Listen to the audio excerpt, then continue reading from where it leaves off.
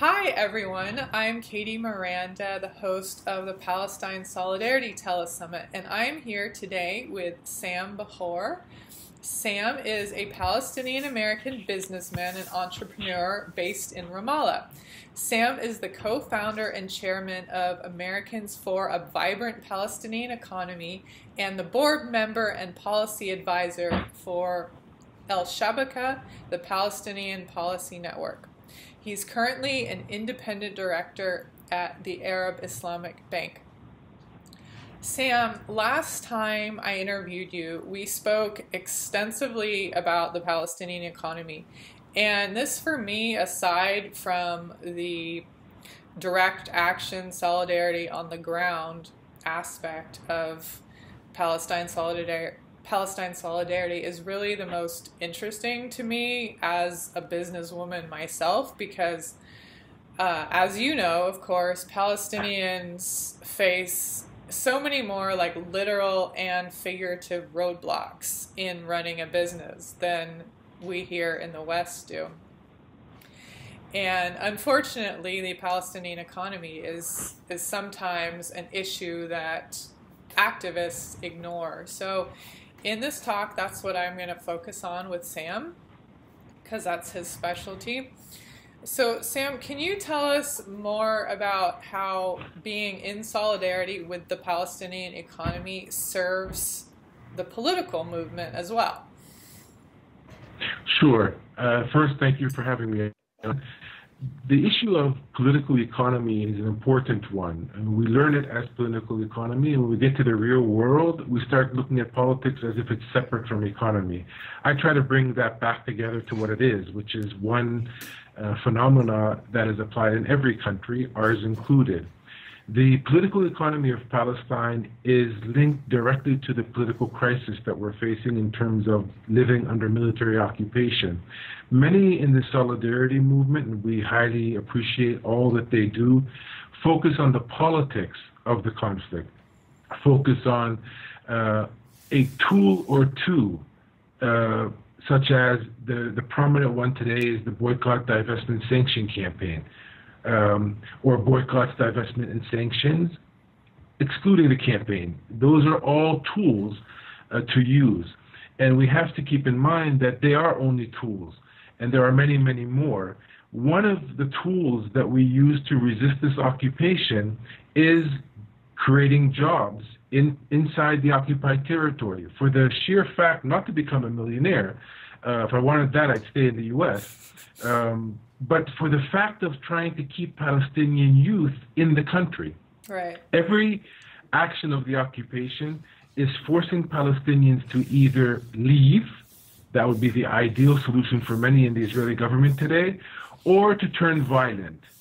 Our pushback against that is to have a job, to have livelihood, to be able to create a family, and then hopefully to be well off enough to be able to choose non-violent resistance against the occupation, because we will resist the occupation. That's a given.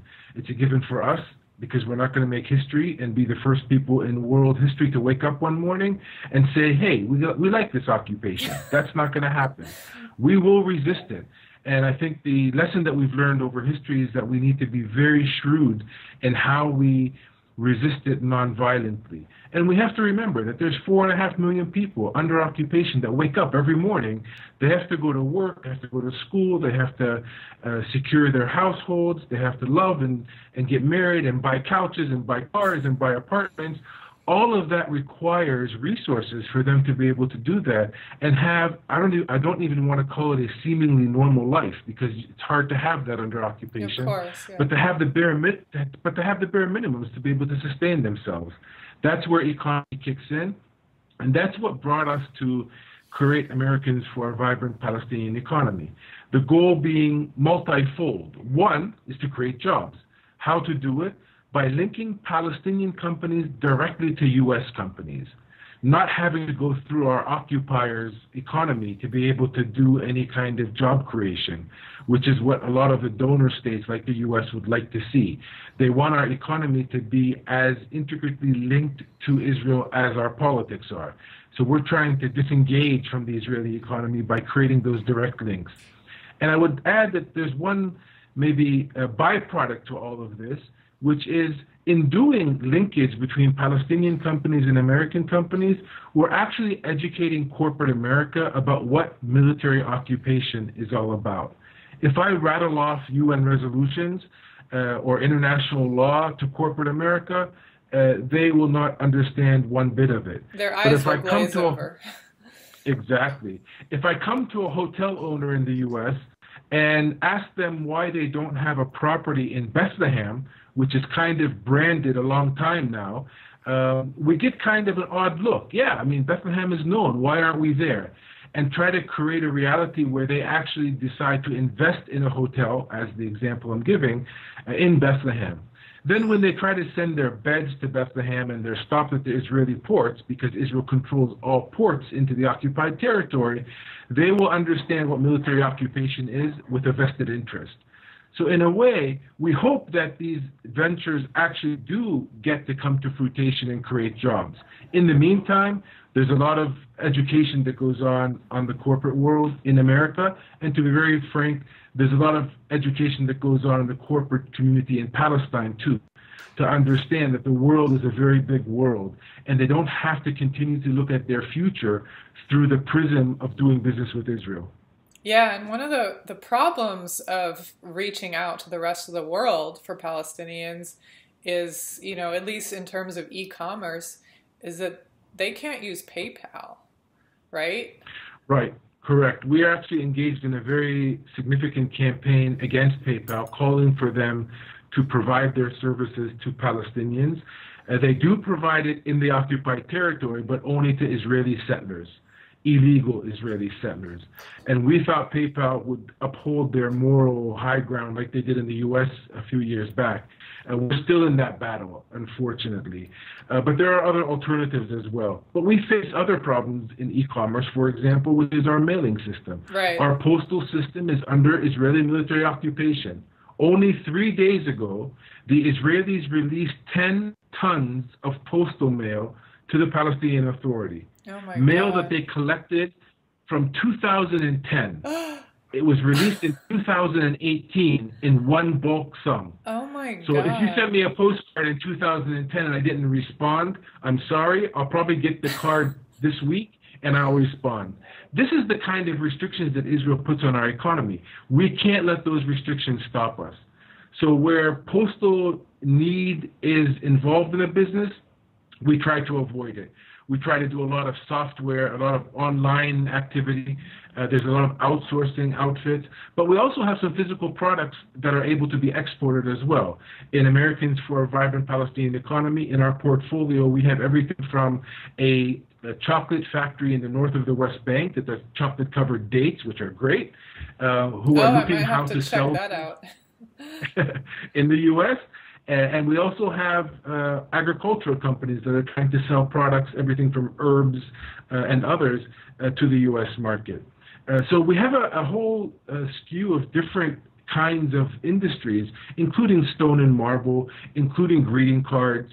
It's rather interesting when people start to see what kind of products are able to come out of this occupied economy. And the sheer fact that we are able to produce something humanizes Palestinians in the eyes of Americans. All of a sudden, it's not all about conflict. Now it's about chocolate-covered dates. Yeah. Do they meet certification or they don't? And they do, by the way. So we'll be having those in the U.S. hopefully very shortly. Okay, so this great. is all multifaceted in terms of humanizing Palestinians, creating jobs, and educating both corporate worlds about the other. The chocolate-covered dates is something I might want to have for Palbox in the future. And on that note, on that note, I actually bought some products for Palbox, which is a subscription box I run of Palestinian products. I bought some products from an email that Sam sent me. So this is how connecting with people like Sam and his organization, Americans for a Vibrant Palestinian Economy, can really connect people here on the ground in the U.S. with the Palestinian economy. So Sam, when we spoke earlier, You talked about some red lines that international solidarity activists need to consider in terms of their solidarity with Palestinians. Can you explain more about that? Yes, there are red lines that not only the solidarity community must respect, but we believe that Palestinians must respect as well. One of the red lines, for example, is doing business with settlements. Any business activity that has an involvement of settlements is based on an illegal reality and thus will assume part of that illegality. So we call on everyone looking at the business environment in Palestine to beware that there is an aggressive approach from the Israeli side to get Palestinians to interact with settlements for business purposes. For us, that's a red line. Another red line would be that we actually respect the labor laws in the country, and we make sure that the companies that we're working with have the at least bare minimum application and compliance with the law. We're not talking about marketing back market products. We're not talking about labor, child labor. We are interested to make sure that our products are globally compliant, if we can call it that. So those are a few of the red lines that we have to keep intact. And ultimately, we want to make sure that the producers who are actually selling are getting their fair share in the trade agreement. This is not about buying something cheap and then reselling it at a high profit outside of the country. We want our farmers to realize the profit that they're due, given they're doing the harder work on the ground.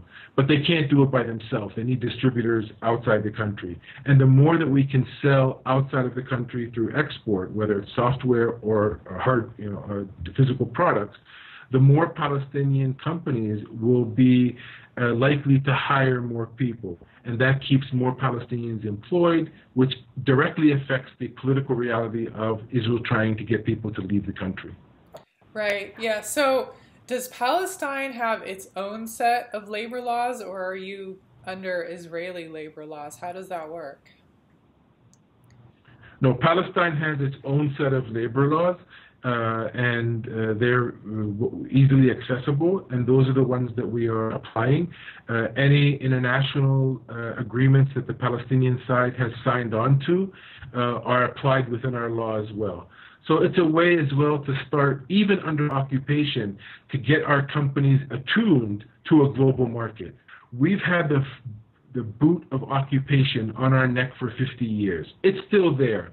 But we at least want to move our eyes towards a global market because we are convinced that we are headed to statehood. And the sooner that we can start preparing the grounds economically for our future state, the faster we'll be able to rehabilitate the day the occupation ends. And we surely see an occupation coming to an end. Otherwise, we would not be engaged in all of this activity. Sam, what resistance tactics, either politically or economically, are actually working in Palestine and producing results and moving the struggle forward? There are many, and I can state a few examples. The big example is a campaign that we had with the European Union to get them to actually call on Israel to label their products properly and accurately. Thus, for the first time ever, a couple years ago, the EU passed legislation which called on Israel to identify which products, Israeli products, not Palestinian products, are coming from Israel proper and which ones are coming from the occupied territory. Israel had a fit. It was the first time that they had to self-define where the green line was. And they actually fired their representative in the EU because they didn't see this coming. But these kinds of activities help to make Israel pay an economic price globally for doing business with settlements. So the more Israel has a cost in doing business when settlements are involved, the quicker hopefully they'll change their means and end the occupation. You mentioned another one, which is PayPal, for example. One of the campaigns was we mobilized heavily. After writing many very cordial letters trying to get their attention, PayPal wouldn't respond. When we mobilized on the ground, in front of the company, on Twitter, on social media, we got their attention. And not only that, but we got a meeting, and now there's a process taking place of trying to see what is the bottleneck. And we've had other examples as well. For example, the .ps top-level domain for Palestine. We have websites, like my personal website for my company is aim.ps. PS is a designation for Palestine. That took many years at the global level to get past Israeli aggression to say we are Palestine and we do have a top-level domain. Same applies to the country code. We have a country code today. It's 970, unlike the Israeli country code, which is 972. That took many years to get the international body which manages country codes to accept Palestine as a state. So in summary, I can say that Palestine, the state, is becoming more and more codified across the board. On the ground, we still have that boot of occupation on our neck, but we are preparing the soft kind of power that we have by registering Palestine wherever we can, including the United Nations, so we can be prepared to enact our state the day we're able to do so on the ground. We don't have the luxury of waiting before we start, because life goes on even under occupation. So if it has to go on, let it go on in terms of supporting a future Palestinian state, not creating more dependency on Israel. You know, PayPal actually recently shut down the PayPal account for Palbox and for several chapters of the International Solidarity Movement.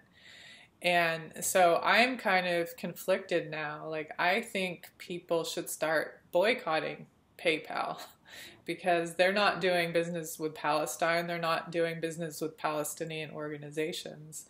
So I don't know what the right road forward is for that. Have you heard of PayPal stopping doing business with other Palestinian organizations like in the US and Europe? I haven't. I know they don't serve anything in Palestine per se, but there's other companies as well that are taking actions against Palestinian activists, including Facebook, which is closing accounts, and as has been reported, some of them at the direction of the Israeli government, which is very troubling that American companies are taking directives from foreign governments. I guess with Trump in office, nothing is so surprising these days. But today we just got notice from Booking.com, who registers Israeli properties in the settlements as being normal properties. And we think it's time that people understand that if they're going to get a Booking.com inside of a settlement, they should know that they are on an illegal settlement, which is a security risk par excellence. And when these companies whitewash the occupation and whitewash the settlements, they are serving no one except their bottom line. And that's not good enough in today's world. So Sam, what resistance tactics have you seen that are working coming specifically from the international community? Because what you were talking about before, it sounded like it was coming from Palestine itself. There's many, again. I mean, I think we have to be aware and understanding that the puzzle of resistance is huge. So I've seen everything from successful sister city relationships, which I have a soft spot for because I actually started one during the first Intifada, and they are good platforms that engage local government. We've also seen some lobbying on the Hill, which have brought delegations of congressmen, congresswomen, and their aides to Palestine to see the Palestinian reality. Those are very successful because once people see with their own eyes, we're noticing that things start changing. We've also had many, I cannot even start to count them, number of church organizations which are not only bringing delegations to come and eyewitness, but they're also activating themselves once they get back home. I mean, yesterday I was in Pittsburgh, Pennsylvania for a talk at the Unitarian Church, and when I walked in, I said, you know, politics in the U.S. still is done in church basements, and they didn't need PayPal. They passed the hat, and this is old-style kind of organizing, and that's what we need. We need to be able to get political, to get in the face of political America, and we see that happening more and more with the younger generation of Palestinians and the Solidarity Movement. And we have to get focused as well. We have to start learning the topics from the inside. For example, one that I would like to see happen is addressing the Israeli bonds issue. Most of our state governments are invested in Israeli bonds. And I think that's a prime target that every community can address their state, if not their local government, and make sure, and it requires a little bit of investigation, but to make sure that our tax dollars are not being invested in Israeli bonds as long as Israel continues to maintain this occupation. And that's something that every state can look at as a statewide approach. So I do think that the efforts are many, and they're also in culture and arts as well. I mean, I'm on a general assembly of an organization called the Palestinian Circus School, which I just love to be there because of its name. And people get surprised that, yes, Palestine has a circus school, and they go out around the world performing. And I want to put Palestinian clowns in front of American children. It's part of us humanizing. So things that the American community in solidarity can do is invite the circus school, to invite our music organizations, to invite our dance groups. Culture and arts goes a long way, I hope, in convincing a Western audience that we are really no different than them. And that's part of what I see happening throughout the solidarity community in a very effective way. So I do see in the American solidarity community per se, both the hardcore political activism, but I also see the softer cultural arts, humanity kind of approach. And I think it's building like no other, especially in the Jewish community. The Jewish community in particular has come many, many strides forward in not supporting Israel blindly. And that's important because we're not asking anyone not to love Israel. You can love Israel to death if you want. But the most important thing is to hold Israel accountable when it violates international law. And 50 years of military occupation is a blatant violation, not to mention the siege of Gaza, house demolitions, children's arrest, et cetera, et cetera. So we're seeing the Jewish community come out in numbers and paying a price for it. I mean, Peter Beinart the other day was questioned while he was going into the Israeli airport. This is an observant Jewish leader in the U.S. Who happens to call for boycotting settlements. He was stopped and questioned. He actually wrote his story in the foreword if someone wants to read it. So we're seeing across the board, times are changing. My only fear is that they're not changing fast enough. The urgency that the reality on the ground calls for has to be met with a doubling up of our efforts in the solidarity community, especially as Trump and his administration prepare to launch their deal of the century, which is basically trying to wipe the Palestinian struggle from the face of the earth, which will not happen. But there will be damage done if we don't push back in a very structured and focused way. And that requires activity, first and foremost, in all 50 states. Sam, you mentioned just briefly about not investing in Israel bonds. Like, how does that work? Is that cities or counties or states? Like, how would somebody start a campaign to have their government not invest in Israel bonds? That's exactly where the research and focus comes in that I was speaking about. It could be at any level of government. Okay. I know from firsthand experience that many state governments actually have funds in Israeli bonds, some of them significant. But that would require research in every locality to see. And it doesn't take much to find out because all of what we're talking about is public information. I mean, where our tax dollars are invested is accessible to the public if the public makes an effort to go find out. So it would need a little bit of research. And that's one target of a campaign. The Boycott, Divestment, Sanction campaign has global targets like HP and others that they're focusing on. And there's also just going down to the local grocery store and finding out which Israeli products are there and making an issue that how can we be carrying products from a country which is maintaining a 50-year occupation.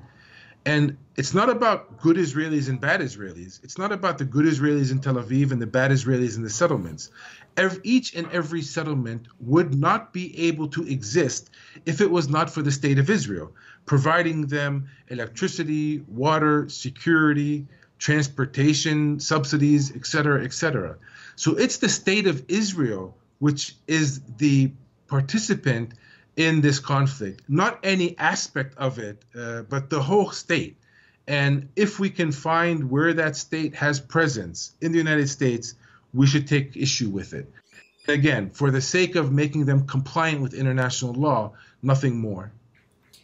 So, Sam, what tactics are not working either in Palestine or in the international community, and what should people stop doing because it's clearly proven that this is not working?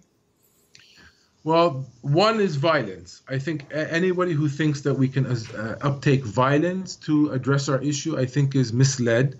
History has proven otherwise, that the nonviolent approach is much, much more effective with Israel. Actually, Israel only has one game book, and it is of violence. That's why, for example, in Gaza, when they started their demonstrations at the end of March, totally nonviolent, they were met with 120 Israeli snipers who plucked off people like fish in a bowl. So violence doesn't work. On the political side, coming out to the international community, I personally think that we should stop the debate about one state or two state. I think that's a red herring. It takes us off track. Israel's not interested in one state, two states, three states, or any states.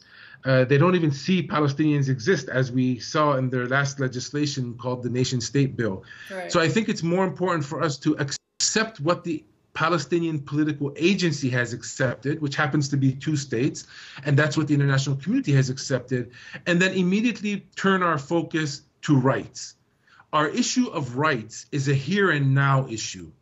The issue of the end game is something the parties have to agree to. And I would encourage the international community in solidarity not to try to second guess the Palestinian political agency. Not that I have a lot of faith in that agency. It needs to be corrected. It needs to be changed. It needs to be modified and upgraded. But that's what we have. And as a Palestinian, I can tell you we have a lot of work to do. And as a Palestinian American, I can tell you in America, we have a lot of work to do to deal with our political agency called the White House today as well. But Yeah. the agency is what it is. And we have to be able to respect the agency no matter how weak or off balance the leaders are. The more important thing for us now is to focus on rights and to get the international community to hold Israel accountable. The end game will come in due time, but we're not even close to an end game today. I was actually just talking to Jeff Halper yesterday about the end game, and he's working on a campaign, the One Democratic State campaign, as an end game. Have you heard of that? Of course, and I love Jeff Halper, and I fully understand their approach, and I respect their approach, but I think that we're entering into an academic discussion today, given the entire international community has signed on and recognized the state of Palestine in the occupied territory. I don't like to change games when I'm in the last inning, and I think we're in the last inning of realizing our state. Once we have a state, then the two communities, Israelis and Palestinians, hopefully will be smarter leaders in the future, leading them, and they can decide how they want to move forward. But one state cannot be imposed, because what Israel has in mind for one state is not Ohio and Pennsylvania, it's one apartheid state. And no Palestinian living under occupation in the frying pan desires to jump into the fire of apartheid. So I focus on statehood as a way to get the boot of occupation off our neck. I don't close the doors for any ultimate end game, but that's going to have to be decided between the two parties and not necessarily a discussion in the international community. Okay, thank you very much, Sam. We are just Thank about out of time now. I appreciate you taking the time to do this interview, and hopefully we've educated some people more about the importance of supporting the Palestinian economy. Thanks a lot. Thank you.